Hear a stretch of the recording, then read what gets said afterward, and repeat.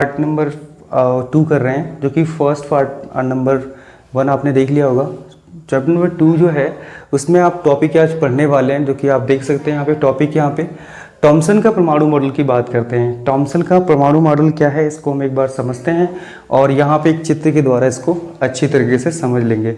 बात करते हैं, जे थॉमसन ने 1904 ईस्वी में परमाणु का पहला मॉडल प्रस्तुत किया और इस मॉडल को हम तरबूज का मॉडल भी कहते हैं। इसके अनुसार क्या होता है कि जो एक परमाणु होता है, एक परमाणु जो होता है इलेक्ट्रॉन तथा आपका धन आवेशित द्रव्य से मिलकर बना होता है। यह क्या होता है, आपका परमाणु जो होता है गोलाकार होता है, आपका विद्युत उदासीन और आकृति में जो होता है गोला होता है, ठीक है, गोलाकार होता है। इसमें अगर देखा जाए तो ये परमाणु जो है पूरा धन आवेशित जो भाग होता है, ये जो धन आवेशित जो भाग है वो पूरे इस परमाणु में फैला होता है, ठीक है। और इसमें जो इलेक्ट्रॉन होते हैं, जैसे कि तरबूज में जो बीज धंसे होते हैं उसी प्रकार से इनमें इलेक्ट्रॉन भी धंसे हुए रहते हैं। और बता दिया जाए, यह जो परमाणु मॉडल था आपका, जो आपका रदरफोर्ड का जो परमाणु मॉडल था, जो अल्फा प्रकीर्णन जो था जिसमें नाभिक की खोज हुई थी, अल्फा प्रकीर्णन की वजह से क्या हुआ, ये सिद्धांत दोषपूर्ण हो गया, ठीक है। इस तरीके से हम बात करते हैं नंबर दूसरे की, रदरफोर्ड का परमाणु मॉडल, ठीक है, रदरफोर्ड का परमाणु मॉडल, जो कि ये जो परमाणु मॉडल था इसके बाद थॉमसन के बाद ये परमाणु मॉडल प्रस्तुत किया, इसे नाभिकीय मॉडल भी कहते हैं। इसमें क्या होता था कि उनमें इन्होंने 5 बिंदु रखे। इसमें क्या क्या रखा उन्होंने कहा था कि जो परमाणु होता है, जो परमाणु जो होता है वह क्या होता है आपका धन आवेशित तथा आपका ऋण इलेक्ट्रॉनों से मिलकर बना होता है, ठीक है। इन्हें हम परमाणु कहते हैं, क्योंकि बहुत ही छोटे होते हैं। अगर इसकी बात की जाए, इसमें जो इलेक्ट्रॉन की बात की जाए, जैसे कि इसके नाभिक में, इसके जो नाभिक है, इसमें जो नाभिक होता है इसमें प्रोटॉन उपस्थित होते हैं और जो इलेक्ट्रॉन होते हैं वो कक्षाओं में उपस्थित होते हैं। और जो इलेक्ट्रॉन होते हैं वो आपकी कक्षाओं में, वृत्तीय कक्षाओं में घूमते रहते हैं, साथ ही साथ और ये आपके वृत्तीय कक्षाओं में घूमते रहते हैं, ठीक है। इनमें जो ऊर्जा होती है उसमें स्वतः ही अपना घूमते रहते हैं, ठीक है। उसके बाद इसमें उन्होंने पॉइंट कहा, उसमें आगे पॉइंट उन्होंने कहा कि जो इसमें इलेक्ट्रॉन जो घूमते हैं, जिन कक्षाओं में घूमते हैं उन्हें हम ऑर्बिट कहते हैं, यानी कि इलेक्ट्रॉनों की कक्षा कहते हैं। जैसे कि इलेक्ट्रॉन जो होते हैं जिन पथों पे घूमते रहते हैं इन्हें हम क्या कहते हैं, आपका इसमें कहते हैं आपका ऑर्बिट कहते हैं, यानी इलेक्ट्रॉनों की कक्षाएँ कहते हैं, ठीक है। और इसमें जो बात की जाए, इसमें जो इलेक्ट्रॉन होते हैं ना, जो बात की जाए, ये परमाणु जो होता है अणु की अपेक्षा इसका जो आयतन होता है, इसमें जो नाभिक का आयतन जो होता है बहुत ही छोटा होता है, बहुत ही नन्हा सा, मैं इसको बता चुका हूँ, बहुत ही कम होता है इसका आयतन, ठीक है, नगण्य होता है।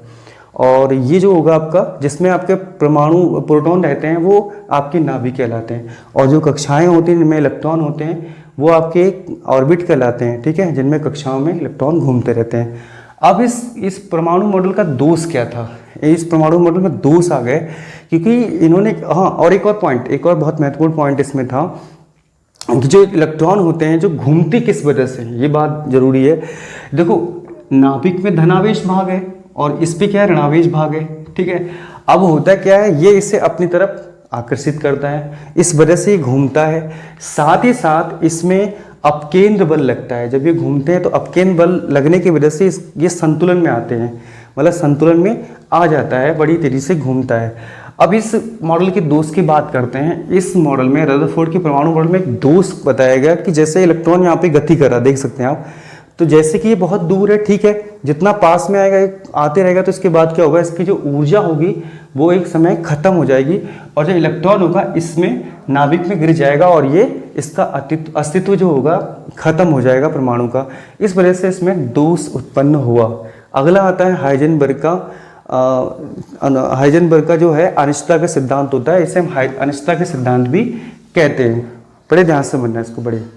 अब देखिए, एक जो आपके प्रकाश होता है, और बात करते हैं आपके कोई भी आपके पदार्थ होते हैं, वो क्या कहते हैं, द्वीप प्रकृति के होते हैं। मतलब क्या होते हैं ये प्रकाश के जो कण जो होते हैं, प्रकाश कण होते हैं, ये आपके एक कण भी हैं, साथ ही साथ एक तरंग की भांति व्यवहार करते हैं।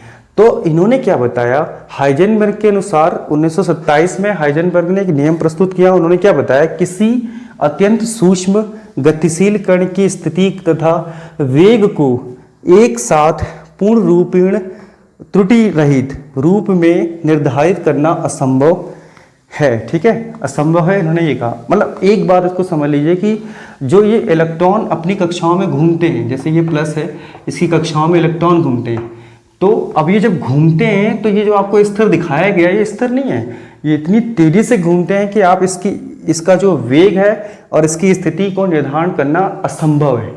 अब कोई बड़ी वस्तु है, जैसे मान लीजिए कार है, तो उसकी आप इसके वेग और इसकी स्थिति को बता सकते हैं, परंतु ये जो आपके इलेक्ट्रॉन है, परमाणु में उपस्थित इलेक्ट्रॉन है, इसके जो वेग है और इसका जो स्थिति है वो निर्धारण नहीं कर सकते हैं। ये उस पर भी लागू होता है। अब आपको बताते चलो, जो एपीजे अब्दुल कलाम थे, उन्होंने अध्ययन किया था, तो उन्होंने बताया कि जो इलेक्ट्रॉन जो होते हैं, जिस प्रकार से आपके जो सीलिंग फैन होते हैं, वो जब घूमता है तो उसके जो 3 पर होते हैं वो इतनी तेजी से घूमते हैं कि आप उसकी स्थिति बता नहीं सकते, और उसमें जो वेग है वो बता नहीं सकते कितना उसमें वेग है, उतनी स्पीड में घूमता है। उसी प्रकार से इलेक्ट्रॉन भी घूमते हैं। वजह इसमें क्या थी, इसके अंदर आपके न्यूक्लियॉन्स होता है, न्यूक्लियॉन्स बल होता है, इस इलेक्ट्रॉन को खींचता है अपनी तरफ। अब केंद्र बल के कारण ये संतुलन में आता है और इतनी स्पीड में घूमता है और इसकी ऊर्जा खत्म नहीं होती है इस नाभिक की वजह से, इसमें आपके प्रोटॉन की वजह से, क्योंकि इसके अंदर धनावेशित भाग होता है। तो ये तो रहा हाइजेनबर्ग का अनिश्चितता का सिद्धांत। ठीक है, अब आते हैं क्वांटम संख्याएं। ये क्वांटम संख्याएं क्या है? क्वांटम संख्याएं क्या होती हैं, किसी भी परमाणु में इलेक्ट्रॉन की बात करें, इलेक्ट्रॉन की जो स्थिति है, ठीक है, उसके अंदर जो इलेक्ट्रॉन की ऊर्जा है, ठीक है, और साथ साथ में उसके में क्या होता है, आपके चुंबकीय क्षेत्र में जो इलेक्ट्रॉन है, बाहरी चुंबकीय क्षेत्र में जो इलेक्ट्रॉन है, उसकी जानकारी क्या होती है, जिन 4 इंडेक्सों द्वारा ज्ञात की जाती है, उन्हें हम क्या कहते हैं, क्वांटम संख्या कहते हैं। क्वांटम संख्या आपकी 4 प्रकार की होती है। मुख्य क्वांटम संख्या जिसे n से प्रदर्शित करते हैं, स्मॉल n से, ठीक है, स्मॉल n से प्रदर्शित करते हैं। द्विगंशीय क्वांटम संख्या जिसे L से प्रदर्शित करते हैं, और चुंबकीय क्वांटम संख्या जिसे हम m से प्रदर्शित करते हैं, और आपका चक्रण क्वांटम संख्या जिसे s से प्रदर्शित करा जाता है।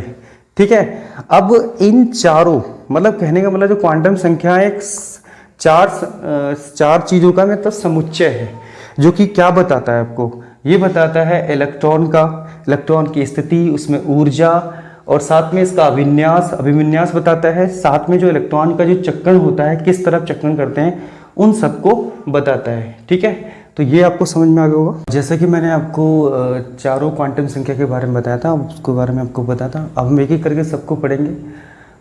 इसमें से हम पहला पढ़ते हैं मुख्य क्वांटम संख्या, इसे n से प्रदर्शित करते हैं। वैसे ये क्या बताता है, परमाणु में कोष, कक्षा एवं कोष भी बताता है, कक्षा भी बताता है, और क्या बताता है, ऊर्जा बताता है। और इसमें इसे बोर ने खोजा था।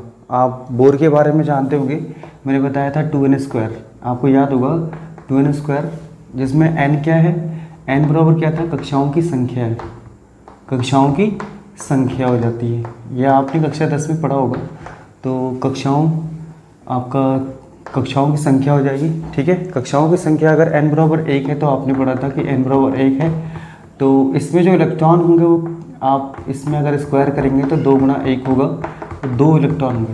पहली कक्षा में 2 इलेक्ट्रॉन, उसी प्रकार से दूसरी कक्षा में अगर हम बात कर लें तो 2 का स्क्वायर 4 होता है, तो इस तरीके से 8 इलेक्ट्रॉन रहेंगे, और आपका 18, 32 होते रहेंगे। ठीक है, इलेक्ट्रॉन ये आपने पढ़ा है। फिलहाल इसको एक कक्षा है तो इसे हम k भी प्रदर्शित करते हैं, अगर 2 है तो L, और 3 M से N से ऐसे अनगिनत होंगे। कभी भी ध्यान रखिएगा, n बराबर 0 नहीं हो सकता है, इनफाइनाइट भले ही हो सकता है, अनंत तक हो सकता है। तो यहाँ पे आपका जो है मैंने आपको बता दिया ये 2n² से। और एक बात ध्यान रखना है, सबसे ज़्यादा ये जो दे रखा है ऊर्जा का क्रम दे रखा है। ठीक है, ये मैंने ऊर्जा का क्रम दे रखा है। तो सबसे अधिक ऊर्जा अगर बात की जाए तो ऊर्जा का जो क्रम होगा, सबसे कम ऊर्जा K में होगी, फिर L में, M में, फिर N में होगी। तो बात समझ में आ गई आपको। ऊर्जा का स्तर जो होगा आपका यहाँ पे बढ़ते हुए क्रम में दिखाया गया है, यहाँ पे छोटा फिर बड़ा, इस तरीके से बड़ा दिखाया गया है, बढ़ते हुए क्रम में है। तो इससे मुख्य क्वांटम संख्या के बारे में हमें जानकारी मिल जाती है। एक बार फिर से बताता हूँ, ये जो होता है परमाणु में कोश या उपकोश कह लीजिए, कक्षा तथा ऊर्जा की मतलब ऊर्जा को बताता है, ठीक है। इसमें ऊर्जा कितनी होगी बताएगा। इसे बोर ने खोजा था और n बराबर यहाँ पे 1 2 3 इनफाइनाइट तक हो सकता है, 0 कदापि नहीं होगा। और यहाँ ऊर्जा का स्तर आप देख सकते हैं K L M N तक आगे तक बढ़ते जा रहा है। इसकी सबसे कम, इससे सबसे अधिक आपकी N की होगी, ठीक है।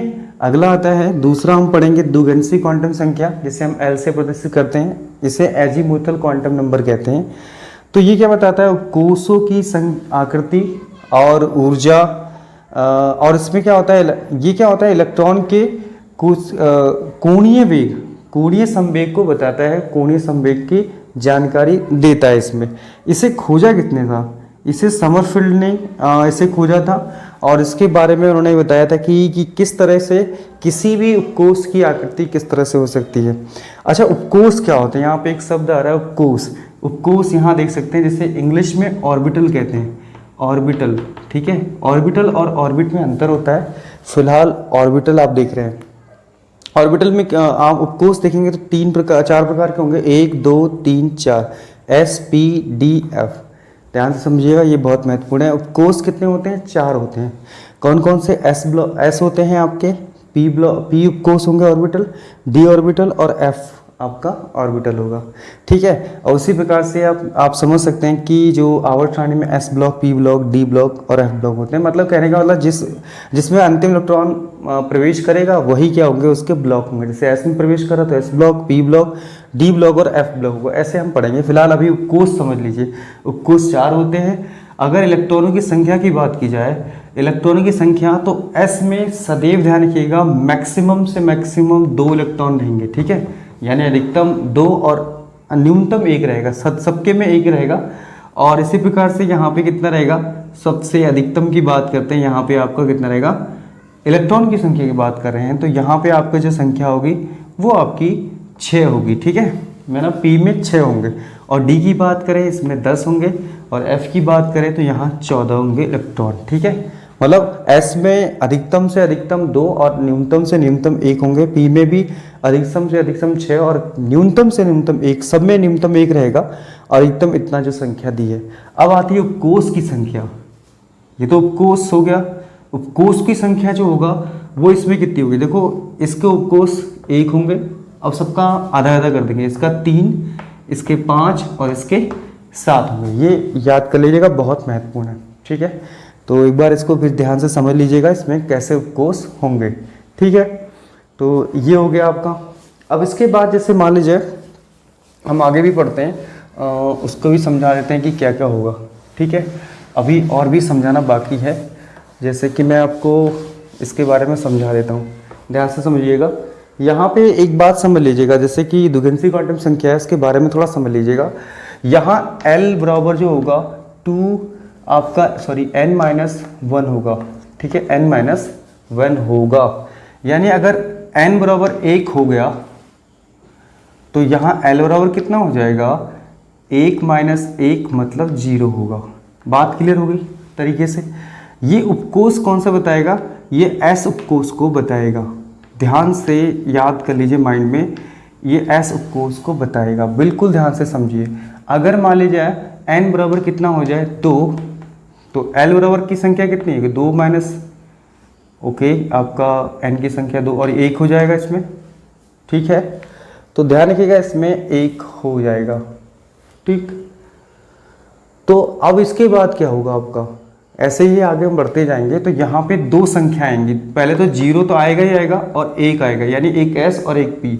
मतलब हम इसका सिर्फ 1 जो आ रहा है तो हम इसे कह सकते हैं आपका जो ये आया 1 है वो आपका कौन से उपकोष को बता रहा है। ध्यान रखिएगा, P उपकोष जो होगा उसके लिए, P उपकोष के लिए जो मान होगा, जो L का मान होगा वो सदैव क्या होगा, 1 होगा, ठीक है। ये समझते चलिए, ध्यान से समझिएगा, बहुत अच्छी तरीके से प्रश्न बनेंगे इसके, ठीक है। और इसके n बराबर कितना होगा, अगर मान लिया 3 होता है तो n के मान कितने होंगे, 3 - 2 और 3 - 1 सॉरी, तो इसमें कितने मान होंगे आपके, इसके 2 मान होंगे। तो ये 2 किसके लिए बता रहा है, डीप कोर्स के लिए। डीप केस का जो डीप कोर्स का के लिए l का मान 2 होंगे, ठीक है।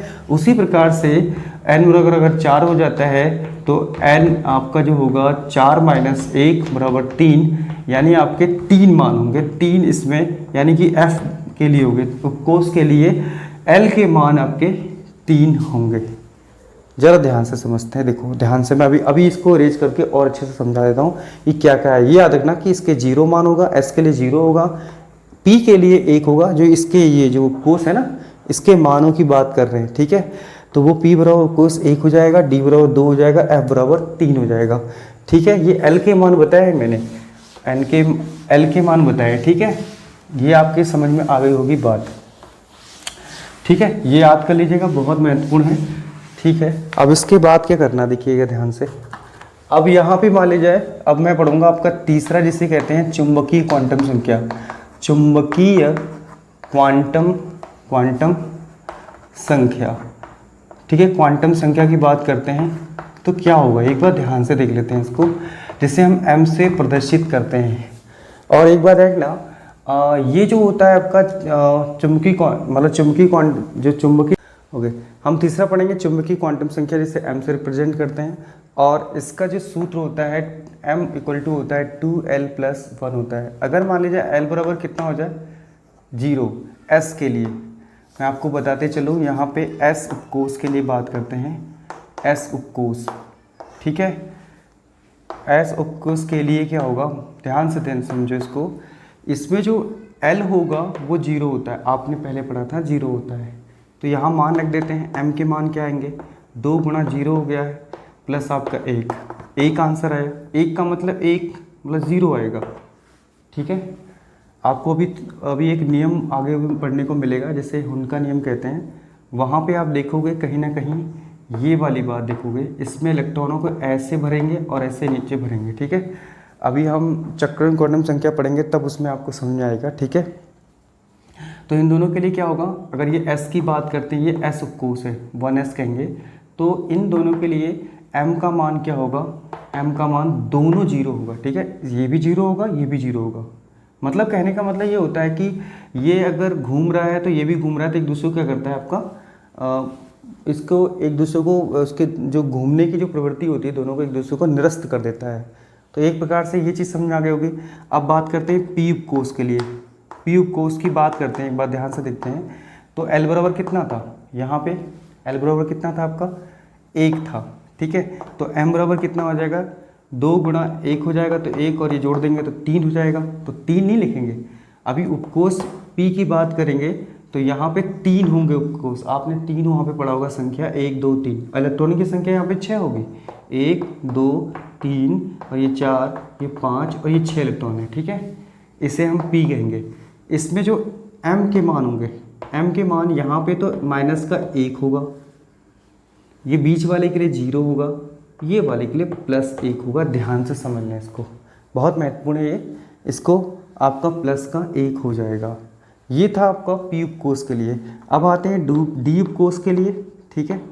d उपकोष के लिए क्या होगा, l बराबर कितना होगा, 2 होगा, है ना। तो m बराबर कितना हो जाएगा, 2 × 2 यानी कि 4 हो गया, और 1 5 हो जाएगा। 2 × 2 प्लस आपका 1 यानी 5 हो जाएगा, यानी 5 नहीं होगा। अगर हम बात करें d की, तो d के लिए मैंने उपकोष की संख्या 5 बताई थी ना, 1 2 3 4, 1 2 3 4 5 हो जाएगा, ठीक है। अगर इलेक्ट्रॉन होंगे तो 1 होंगे, 2 होगा, 3 होगा, 4 होगा, 5 होगा, छठा यहाँ भरेंगे, 7वां यहाँ, 8वां यहाँ, और ये 9वां, ये 10वां इलेक्ट्रॉन भरेंगे, ठीक है। तो m के मान क्या होंगे, इस वाले के लिए m बराबर -2 होगा। आपने एक संख्या रेखा पढ़ी होगी जिसमें आपने पढ़ा होगा कि इस तरफ जो होता है बाएं तरफ माइनस का, उस तरफ प्लस होता था, वैसे ही इसमें भी है -1 और यहाँ 0, प्लस का 1 और ये प्लस का 2 होगा। ये तो रहा डी उपकोष के लिए आपके m के मान। अब आते हैं इधर देखिएगा f उपकोष के लिए। f उपकोष के लिए क्या होगा देखोगे, तो अब एफ के उपकेस के लिए जो एल के मान होंगे वो तो आपके कितने हो जाएंगे, यहाँ पे 2 था तो यहाँ पे 3 हो जाएगा। तो यहाँ हल करेंगे तो m का मान कितना होगा, 2 गुणा 3 प्लस 1, ठीक है, यानी 7 आएगा। 2 3 6 और 1 7 हो गया। अब ये 7 यानी यहाँ पे इसके 7 उपकोष थे, आपको याद होगा मैंने 7 उपकोष बताए थे आपके एफ उपकोष के, 1 2 3 4 5 6, 1 2 3 4 5 6 7, ठीक है। अगर ये डी ये एफ उपकोष है तो इलेक्ट्रॉन ऐसे भरेंगे 1 2 3 4 5 6 7, ऐसे डिब्बों में भरे रहते हैं इलेक्ट्रॉन। अब हम ये पढ़ने वाले हैं, हुंड के नियम से पढ़ेंगे आगे, तब ये आपको समझ आएगा। तो यहाँ जो m के मान होंगे इसको मैं मिटा देता हूँ कुछ देर के लिए। तो m के मान देखिएगा, m के मान यहाँ पे -3 -2 -1 होगा, ये 0 +1 +2 और +3 होगा। ये तो रहा आपका चुंबकीय क्वांटम संख्या, ठीक है।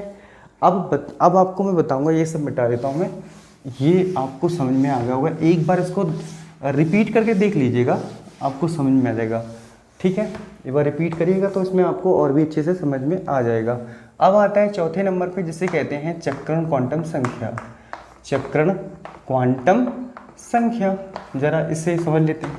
अच्छा, इसे स्पिन क्वांटम नंबर कहते हैं, तो इसे एस से प्रदर्शित करते हैं।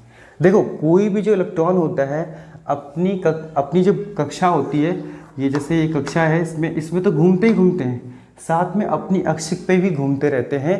तो ये चीज़ आपको समझना कि अपने ही अक्ष पे वो घूमते हैं। तो एक इलेक्ट्रॉन की जो दिशा होती है ना, घूमने की दिशा, वो जो चक्रण करने की दिशा है, वो हम इसको ज्ञात करेंगे, इसे ऐसे प्रदर्शित करते हैं। और साथ ही साथ अब इलेक्ट्रॉन एक तरफ देखो ध्यान से, भी मैंने अभी भर के इलेक्ट्रॉन दिखाया था, एक ऊपर दिखाया था, एक नीचे दिखाया था। तो ये जो होगा ना, ये जो इसे कहते हैं आपका दक्षिणावर्त। ये घूम क्या रहा है, दक्षिणावर्त घूम रहा है, दक्षिणावर्त। और दक्षिणावर्त जो होता है, जैसे हम क्लॉकवाइज कहते हैं, जैसे घड़ी घूमती ना, जैसे घड़ी ऐसे इस तरह से घूमेगी, घड़ी इस तरह से घूमेगी, तो ये क्लॉकवाइज होता है। तो इसका मान जो होता है +1/2 होता है, ठीक है। अब ये जो होता है जिसे कहते हैं वामावर्त, वामावर्त जिसे एंटी क्लॉकवाइज कहते हैं। अब जो इसके मान होते हैं वो -1/2 होते हैं। सदैव ध्यान रखना कि जैसे 2 इलेक्ट्रॉन हैं तो उसके बारे में एक प्लस का होगा, एक माइनस का होगा, ये मान आपको पता रखना है, ठीक है। ये तो हो गया आपके चारों क्वांटम संख्या के बारे में आपने पढ़ लिया, ठीक है। अब आप लोग क्या करेंगे, इसमें बताता हूँ आपको क्या क्या चीज़ पढ़ेंगे आपको। हाँ, जो पाउली का अपवर्जन नियम है आपका, उसमें मैंने दिया था पाउली का अपवर्जन नियम क्या है। मैं इसे शॉर्ट में बता देता हूँ, अपवर्जन नियम है क्या चीज़, ठीक है। पाउली का अपवर्जन नियम है क्या चीज़, ये बता देता हूँ शॉर्ट में बताऊँगा, ठीक है। जैसे इन्होंने क्या बताया, पाउली ने क्या कहा, देखा कि जो आपके चारों क्वांटम संख्याएं होती है ना, जिससे हम कहते हैं N L M S। देखो, अगर 3 क्वांटम संख्या समान हो सकती है पर चौथी वाली नहीं समान होगी। कहने का तात्पर्य है कि पाउली के अनुसार उन्होंने कहा कि चारों क्वांटम संख्याएं जो होती है उनका मान कभी भी एक समान नहीं हो सकता, बराबर नहीं आ सकता है। तो अगर 3 के बराबर हो गए तो चौथे का बराबर नहीं होगा। यही नियम है, ज़्यादा इसमें कुछ खास नहीं है। उन्होंने यही कहा था कि चारों क्वांटम संख्या कभी भी समान नहीं हो सकती, जो हमने पीछे पढ़ा है क्वांटम संख्याएं। अच्छा, उसके बाद पढ़ते हैं आपका, इसको मैं इरेज कर दूं, ठीक है। इसको इरेज करके एक सबसे ज़्यादा महत्वपूर्ण नियम पढ़ लेते हैं, जिसका नाम है अफवाउ का नियम, अफवाउ नियम, ठीक है। ये कोई साइंटिस्ट नहीं है, ये एक जर्मन शब्द है, जर्मन शब्द है जिसका अर्थ होता है कि निर्माण करना। पाउली का अपवर्जन नियम, अच्छा क्या कहता है पाउली का, अफवाउ का नियम क्या कहता है, देखिए देखते हैं इसको। इन्होंने कहा कि जो इलेक्ट्रॉन होते हैं ऊर्जा के बढ़ते हुए क्रम में भरे जाते हैं, ठीक है, ऊर्जा के बढ़ते हुए क्रम में भरे जाते हैं। मान लीजिए यहाँ पे 1s है, ये 2s है, ठीक है। तो इसके बाद क्या आएगा 3s, इसके बाद 4s, फिर उसके बाद 4 के बाद 5s, है ना। उसके बाद क्या आएगा आपका 6s आएगा, 7, फिर 8, ऐसे आते रहेगा। एक छोड़ के हम क्या लिखेंगे, 2p लिखेंगे, एक छोड़ के, ठीक है। क्योंकि पाउली के अनुसार क्या होता है, चारों क्वांटम संख्याएं बराबर नहीं होती, इस वजह से इसको एक छोड़ के लिखते हैं। तो यहाँ पे 3p हो जाएगा, 4p हो जाएगा, 5p हो जाएगा, ठीक है। यहाँ पे 6p हो जाएगा, यहाँ आप 7p भी लिख सकते हैं, ठीक है। अब यहाँ पे छोड़ के एक छोड़ के लिखेंगे 3d, अब इसके बाद 4d, उसके बाद 5d, है ना। इसी प्रकार से 6d आएगा, फिलहाल इतना ही लिख लेते हैं, सही है, ये 6d लिख लेते हैं, चलिए ये लिख दिया। इसी प्रकार से यहाँ पे क्या लिख देंगे आप 4, अब यहाँ एक छोड़ के लिखेंगे 4f और 5f, बस इतना लिखना है, 5f तक लिखना है, सही है। इसको समझ में आ गया होगा आपको, ध्यान से देखते रहेंगे, इसको समझ में आ गया होगा आपको। इसमें जो है अबाव का नियम क्या कहता है कि आप पहले तो 1s को भरेंगे, यहाँ पे इलेक्ट्रॉन सबसे पहले इसको भरा जाएगा, ठीक है, ध्यान से समझना। फिर इसके बाद दूसरे इसकी बारी आएगी, इसके बाद इसकी बारी आएगी, है ना, ध्यान से समझते रहें। इसके बाद इसकी बारी, फिर इसके बाद इसकी बारी हो जाएगी, ध्यान से समझे रखते रहेंगे, इसको अच्छे समझ आएगा आपको, ठीक है। इस तरीके से इसको भर देंगे और यहाँ पे इसको भर देंगे, ठीक है। फिर इसके बाद लास्ट में इसको भरेंगे, ठीक है। कहने का तात्पर्य पहले इसको भर दिया, फिर डेड डैश करके मैं यहाँ पे लेके आऊँगा, मतलब इसको भरूँगा, फिर डेड डैश करके इसको यहाँ पे ले आ रहा हूँ, डेड डैश करके यहाँ पे ले आ रहा हूँ, उसको गुना करके, ठीक है। तो ये कहने का मतलब क्या है, ये जो मैंने दिखाया है वो क्या है, पहले बता रहा है कि आप इलेक्ट्रॉन भरेंगे तो 1s में, फिर भरेंगे क्योंकि आएंगे लौट के तो यहाँ पे 2s हो जाएगा, ठीक है। फिर आएगा 2p, ठीक है, उसके बाद 3s, है ना, जैसे जैसे आ रहे हैं ना वैसे वैसे भरते जाएंगे। अब यहाँ पे 3s के बाद ये तो ना भरेंगे, इसके बाद ये 3p भरेंगे तो ये 3p आ जाएगा, समझ में आ रही बात। और इसके बाद ये 4s हो जाएगा, क्लियर, 4s हो जाएगा। फिर इसके बाद चलो चलते हैं यहाँ पे, तो 3d आ जाएगा इसका, इसके बाद आएगा 4p, उसके बाद 5s, उसके बाद 4d, उसके बाद 5p, उसके बाद 6s, उसके बाद 4f, उसके बाद 5d, उसके बाद 6p, उसके बाद 7s, और इसी तरह से आपका आता रहेगा, ठीक है। ज़्यादा नहीं, इतना हमने लिख दिया है। तो मतलब कहने का मतलब ऊर्जा के बढ़ते क्रम, सबसे कम इसकी ऊर्जा होगी, सबसे अधिक इसकी, तो कहने का मतलब ऐसे भरा जाएगा अधिक ऊर्जा के बारे में। तो आपको इस तरह से इसमें इलेक्ट्रॉन भरना। अभी इसी अबाव के नियम से आप क्या करेंगे, सारे जो तत्व हैं, जैसे कि मान लीजिए आपके जैसे सोडियम में, सोडियम क्या होता है आपका 11 होता है, ठीक है। तो आप तो ये पहले बढ़ते थे 2 8 1 ये था, परंतु जब अबाव नियम आएगा तो आप इसके अनुसार इलेक्ट्रॉन भरेंगे। जैसे इसमें 1s2, ठीक है, 2s2, 2p6, है ना, उसके बाद 3s1 भर देंगे, ठीक है। कैसे देखो, s में सदैव 2 इलेक्ट्रॉन भरते हैं, s2, ठीक है, और p में 6 भरते हैं। और देखो यहाँ पे 1 आया है, इसका मतलब क्या है, 2 होना चाहिए था इसमें, परंतु देखो जोड़ो, ऊपर ये जो दिखाए गए इलेक्ट्रॉन है 2 2 2 4 हो गए, फिर 6 10 और ये फिर 11, तो यानी ये 11 इलेक्ट्रॉन भरे हैं हमने, ठीक है। तो ये बहुत कुछ जानकारी बताता है, तीसरे आवर्त के s ब्लॉक के पहले समूह में रहता है। अब इस तरह से हम पढ़ेंगे, ये वाला तो हमने पढ़ा था वो ठीक है, अब हम ये पढ़ेंगे अबाव के नियम से।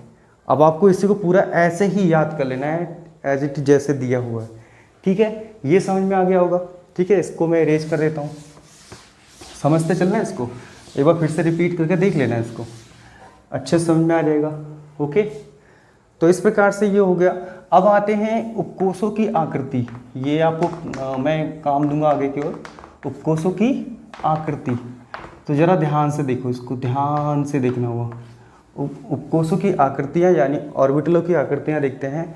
तो एस की आकृति, एस की आकृति कैसे होगी, एस उपकोष की, तो आकृति कैसी होती है, गोलाकार होती है। इसकी आकृति गोलाकार होती है।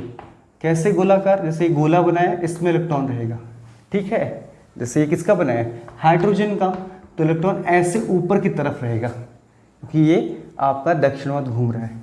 उसी प्रकार से पी की आकृति कैसी होगी, ठीक है। पी की आकृति देख लीजिए ध्यान से, तो पी की आकृति होती है डम्बलाकार। कैसी होती है, डम्बलाकार, डमरू दिखा आपने, वैसी होती है, डम्बलाकार होती है।